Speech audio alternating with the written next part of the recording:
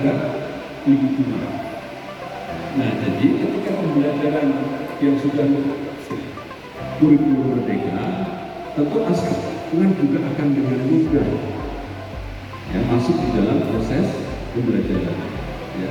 Nah, kenapa itu penting? Kita tidak mungkin hidup tanpa lingkungan.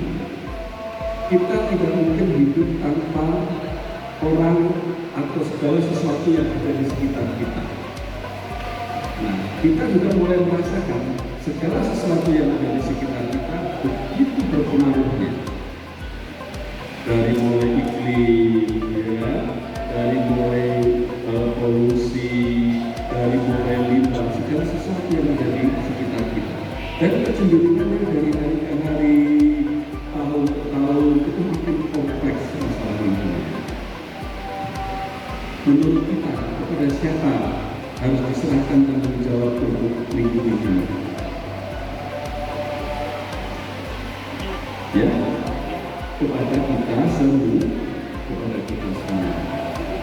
Nah, Bapak dan Ibu, mengawali bagaimana nanti pembelajaran berdiferensiasi yang berwawasan lingkungan itu adalah menyadarkan kepada diri kita sendiri betapa pentingnya lingkungan. Tidak mungkin kita serahkan tanggung jawab lingkungan kepada orang lain. Masing-masing kita punya peran, punya kontribusi untuk menjaga lingkungan. Nah, kasus-kasus lingkungan itu begitu luar biasa. Jadi kalau kita bicara segala sesuatu yang ada di sekitar kita, kalau kita bisa memahami bahwa sesuatu yang seharusnya memenuhi kriteria-kriteria tertentu, standar-standar tertentu, standar kesehatan misalkan, maka ketika itu tidak memenuhi akan berdampak kepada kita. Nah, oleh karena itu, Bapak dan Ibu, bukan sesuatu yang sulit ketika Bapak dan Ibu menerapkan pembelajaran berdiferensiasi dengan mempertimbangkan dimensi yang pertama. Tidak harus menjadi mata pelajaran tersendiri. Nah, maka kita istilahkan tadi, ya, pembelajaran berwawasan lingkungan. Makin kuat kesadaran Bapak dan Ibu masalah-masalah lingkungan, ya, pentingnya lingkungan untuk kehidupan manusia, maka akan semakin kuat motivasi Bapak dan Ibu untuk membelajarkan lingkungan atau pendidikan lingkungan itu di dalam mengintegrasikan pelajaran, ya, dalam pelaksanaan pelajaran. Nah, ini start awal yang harus ada kita mulai.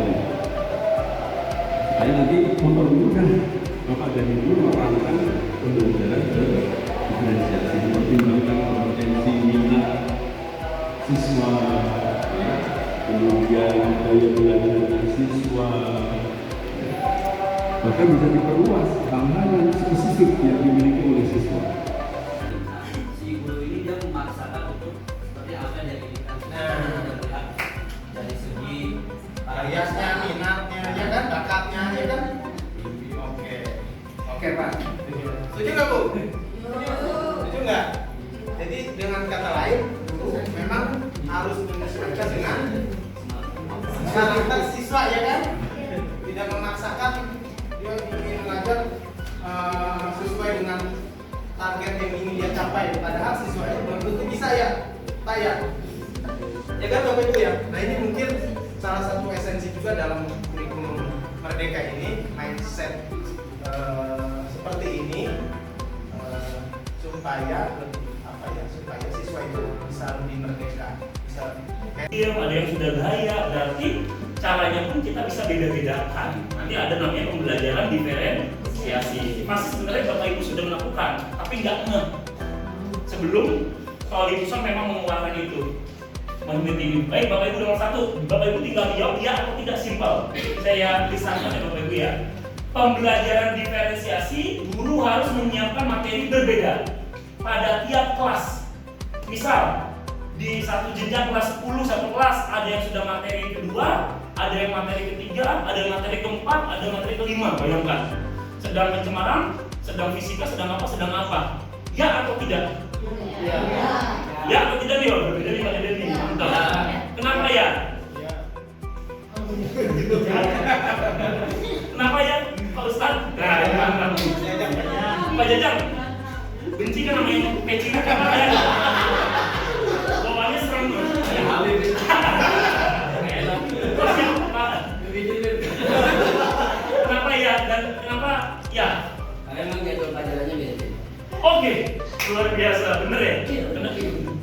Anggap kalau ini dalam mapel yang sama, jam yang sama, Bapak sudah cepat udah bab 3, Bapak masih lambat, Ibu masih lambat bab 1, ada yang bab 5 karena itu pintar banget.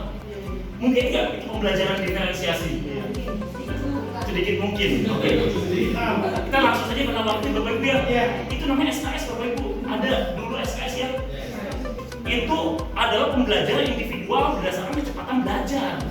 Jadi bukan pembelajaran diferensiasi. Jadi waktu itu saya pernah keliling di swasta di Jakarta Barat. Memang hebat banget ngajarnya di sini, tapi itu bukan pembelajaran diferensiasi Bapak Ibu. Pembelajaran diferensiasi itu kan common sense. Apa common sense berarti? Kebijakan atau keputusan yang masuk akal. Bayangkan Bapak Ibu, ada bab 1, bab 2, bab 3. Ada yang mungkin di kelas 11 jadinya atau kelas 8, nggak mungkin kita bisa mengontrol itu semua Bapak Ibu ya.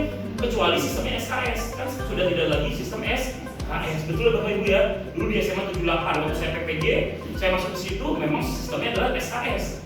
Tapi itu bukan pembelajaran diferensiasi, tapi pembelajaran individual yang berdasarkan kecepatan belajar. Berarti diferensiasi itu bukan, berarti ini tidak. Ini adalah konsepsi yang memang harus kita terangkan. Gitu ya Bapak Ibu ya. Kedua, materinya sama. Contoh sama-sama pencemaran lingkungan di sini Bapak Ibu ya, karena ini tentang ini dan saya guru biologi.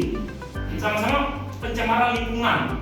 Anggap ya, ada kelompok yang mendapatkan pencemaran air, ada kelompok mendapatkan pencemaran tanah, ada kelompok mendapatkan pencemaran udara. Itu diferensiasi atau bukan diferensiasi? Kenapa bukan? Nah ini guru IPA nih, saya bisa dominan nih kalau salah nih. Silakan dulu. Oh tadi bukan ya pasti ya.